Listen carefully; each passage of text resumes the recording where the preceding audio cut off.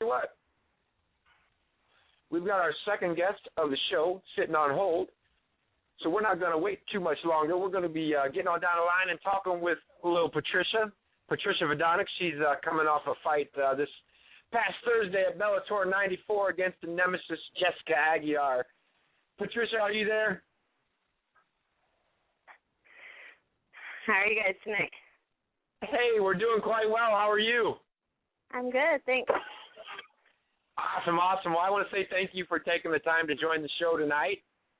And before we get rolling, I want to bring in my co-host, Dave the Butcher Clifford.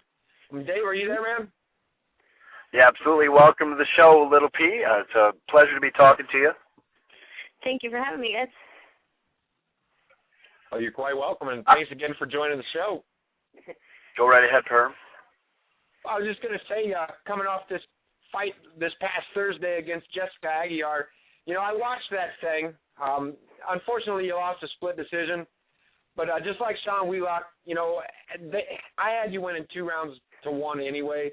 But it was a tough fight, and I had a chance to meet you after Bellator 84, and the one thing that I said to you then was, after your fight with Felice, how you just kept coming forward.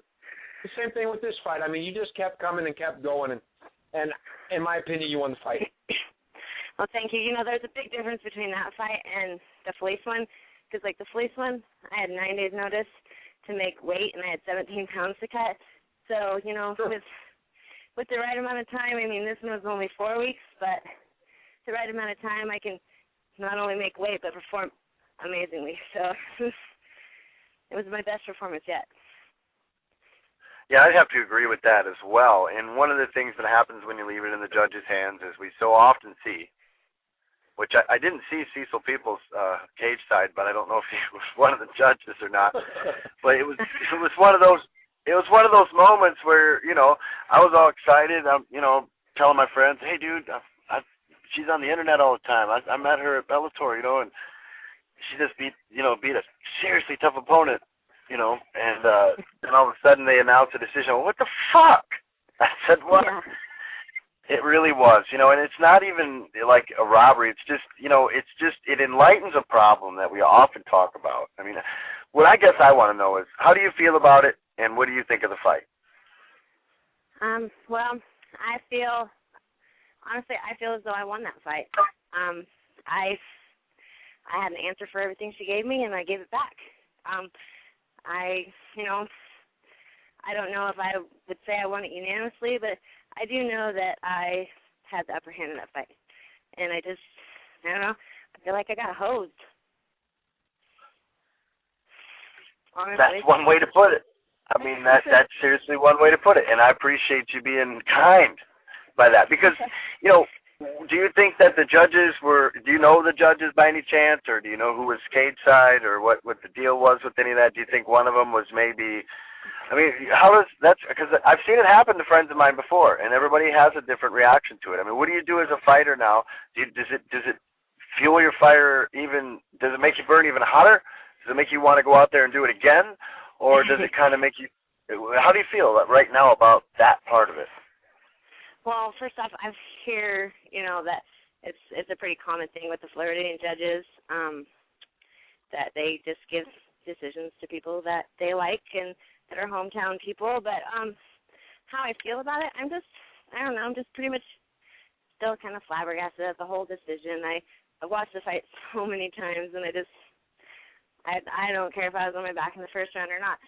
She had nothing. She couldn't even hit me. I mean, I had complete control over the entire fight. I was totally composed, and I've seen fights at Bellator even where I was on the bottom most of the fight, but he was doing more, and they were maneuvering enough to keep it on the ground. It wasn't getting stood up. He fought. He landed more strikes from the bottom and came out with a win. His name is Tony Zielinski at the Mount Pleasant card earlier this year, and so I really was surprised because you were doing more damage, just like you said. You were answering everything. You were delivering more punishment, and even though, like I said, it would have been a 29-28 score on my card, watching the show. Just about any judge that I've ever talked to in my entire life that cares about what he's doing and wants to get better and do good at it. But, okay, sorry, I'll move beyond that because there's no reason for me to drill it into you. What I want to know is, how does Bellator handle this as an organization? Have you talked to them? What's the deal with that? I'm pretty sure it's out of their hands. It has to do with the Florida Commission. But Certainly. my management is taking care of it. Okay. I'm just training and fighting to fight another day. Yeah, absolutely. But, and I'm pretty sure that they'll bring you back because they seem like a really good organization. We've covered the events. Obviously, we've interviewed Wheelock. We've had him on the show. We've had several fighters. They always seem to be pretty fair. That if you get hosed, they're not going to hold it against you. But, Bjorn, he said it was a pleasure to have me this time again, and that he'll have me in the future. So I'm just hoping that you will. I have a home there with Bellator because I love them. It's a great company. Well, and it's also got to put the fire in you. It's got to put a real burning fire in your gut. And I follow you on Facebook. I know you are in that gym all the time. Your last post, you got kids class at 7, our interview, and then you're back to training at 8. I'm on the bike right now. Oh, geez, Louise. That is dedication, man. Goodness. So, now that was my next question is, getting back into the gym and training, what are your goals, moving forward? What are you looking for next? I'm just looking for another fight. I mean, I don't have anything scheduled. I just getting back in here, working out and training. Now, besides your fighting career, it says here you had kids class. I mean, do you do some training as well? You're training other people? I help out with the kids class. Is that what you do? Yeah. Well, and I got you. And talking about the kids, we have a lot of amateurs that listen to our show. There's a lot of children that are doing wrestling and jiu-jitsu. What are your thoughts about, the kids' classes? A lot of people frown upon that and think that, it's not cool. I personally think it's a great thing. It gets kids involved into something.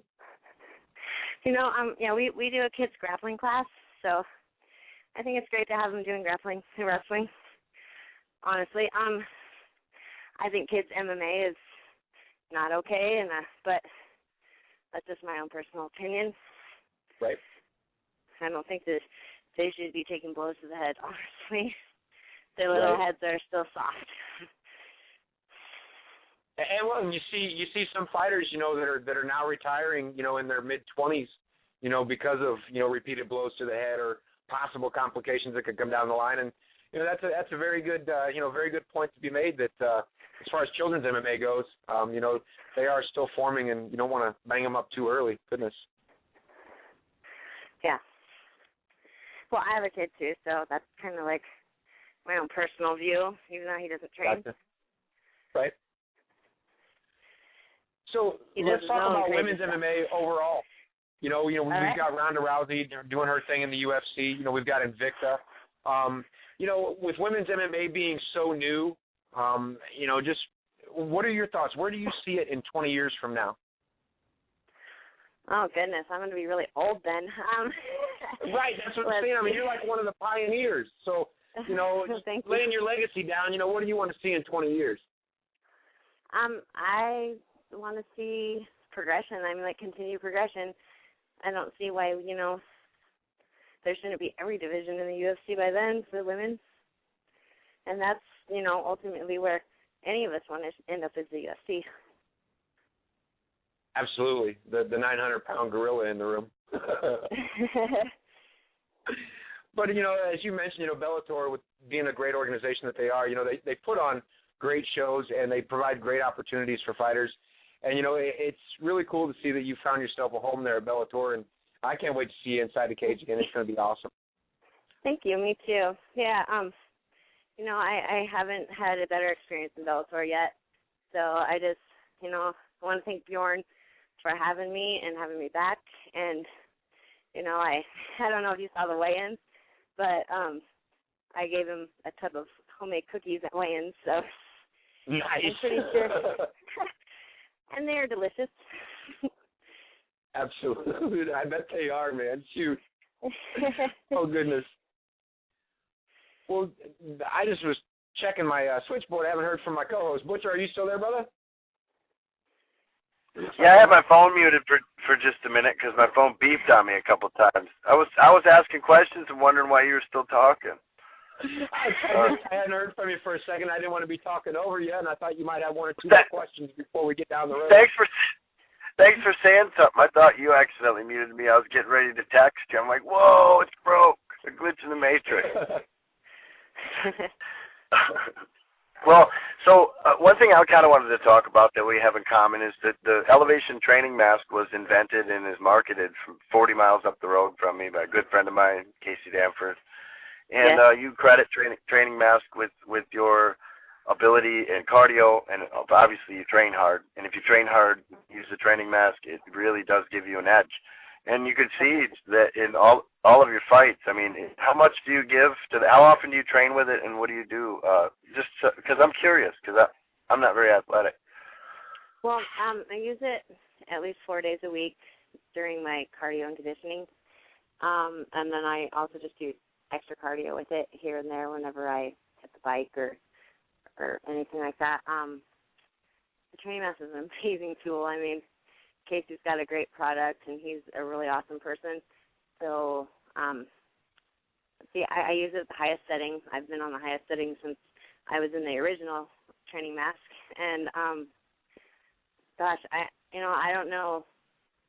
I work really, really hard. So, I mean, my cardio used to be really good, but it's beyond belief now. I mean, I can go and go and go. At the end of my fight, I could have gone another 3 rounds, no problem. I mean, I was curious about that as to how much that makes a difference. And it's cool to hear it from someone that uses it, to where it's not a sales pitch. We're just talking to you about your training. I mean, giving props to my homeboy. And I really think that when you see the demonstrations, which is pretty cool, and I just figured I'd get one of your sponsors in there, too. Oh, yeah, and if anybody doesn't know, it's a little tidbit of information about me that I was actually the very first female MMA fighter ever sponsored by Training Mask. So, got to say, we'll love the training. Oh, yeah. Can't go wrong with it. Anybody who wants to get better at anything that they do physically, get a training mask and start using it, because it'll take you, I don't know, it'll bump you up quite a bit. And you can contact me. I sell them. There you go, guys. Shameless self-promotion there from the Butcher. Hey, man, I got kids, too. They got to eat. Mine's still in diapers. Come on now. I know. We have to eat, and we have to feed them, and life is great. Now, let's talk about that. How has MMA enhanced your life? I mean, obviously you spend a lot of time on it. It's become part of your life. It's become your moneymaker. And now let's tell us about that part of little Patricia. Well, MMA is my life, and we live our life around our job, which is being at the gym. And I've got a kid. Well, we have a 14-year-old, and he's amazing. I mean, he's just a good kid all around in general, gets good grades. So he makes my job a little easier on top of it. And then my husband, who's a coach, he puts forth all of his efforts into all of us fighters, and also manages me. And is my husband, so guilt with me too. Well, and when it's a lot of the people. Oh, sorry. Dang it. That bell tells us we got about a minute or two left with you, so we've got a fun question that we like to ask all of our guests. And before I turn Big Perm loose and get you talking about some sponsors and everybody you want to give shout-outs to, I want to ask, if there were tag team MMA, who would you pick as your partner, and who would you pick as your opponent? That's a good question. Who would I pick as my partner? Does it have to be male or female? Or does it matter? Open weight, open gender. Class? Yeah, let's make it open weight, open gender. Oh, goodness. I don't even know. I don't know where I'd begin with that, honestly. I don't know. But I would try it. Go ahead. Fun. Go ahead. We lied. We lied. We got more than 2 minutes. We'll give you time. Goodness. I'm trying to think. Pick your favorite. Who's your favorite fighter of all time? I don't have one. Oh, okay. Honestly, I don't. I don't know. I suck. How about we throw her in there with we'll throw her in there with Ken Shamrock, and then they can fight. Let's throw Jessica Aguilar back in there with got to Tank Abbott and Jessica Aguilar versus Little Patricia and Ken Shamrock. There we go. Oh man, I think that'd be great. Perm answers the question perfectly. See, you had a really good great answer for that. Hall of Famers and the ladies, that'd be an awesome matchup, man. Mm-hmm. Well, listen, Lil P, we got a few minutes left with you. The bell kind of lied.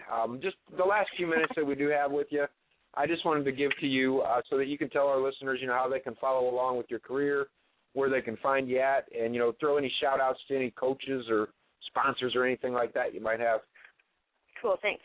I would like to say I want to thank my team for getting me ready for my fights, both my coaches. We got a boxing coach, Aaron, and my husband, who's my every other coach. I want to thank my gym, my fans, my family, and my friends for everything. I couldn't, I wouldn't be who I am without everybody supporting me, so thank you guys. I want to thank my sponsors, Training Mask, NutriBio.com, Palanti Watches, Dogs Forever, Forever Dogs. Get some extreme apparel, damage control mouth guards, and solo graphics. You can also check me out and follow me on my website at PatriciaVidonic.com, on Twitter at LILPatriciaMMA, at Facebook at Little Patricia, and keep up on my weekly blog on ProMMANow.com with my Vidonic Chronicles. And thank you, Uncensored MMA, for having me on. And there'll be plenty more of me inside the cage. Well, thank you. We want cookies. For taking the time. We want cookies next time. Definitely. We'll give you a PO box to send them to. I also want to thank Bellator and Bjorn Redney for having me and having me back. I can't wait to be able to get inside that circle cage again and do some business. So. Hey, and we can't wait to have you back on the show. It was a blast talking to you. We'll be following along on Facebook like we always do, and we wish you best of luck in the future. Awesome. Thanks, guys. You're welcome. Have a great night. Enjoy class. Enjoy training. You too. Thank you. Later. Later. All righty, gang. That was Little Patricia Vidonic. Just recently fought Jessica Aguilar, lost a split decision at Bellator 94. She was fun to talk to, man. She's definitely interesting and fun to talk to. Yeah, what a great interview, and we reached out. We had Chris reach out to her. That was just fun talking to her, man. Absolutely, she put it out there that she wanted to come out and talk a little bit about what she had going on, and and I agree. I couldn't agree more, man. She won 2-1 in my book. Well, and she had a great attitude about it. She wasn't afraid to say what happened, but she also said, "Look, I'm ready to fight." Sometimes that happens,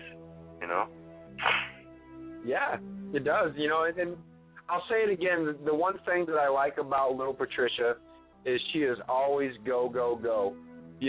When she was talking about the training match, she felt at the end of the fight that she could go 3 more rounds.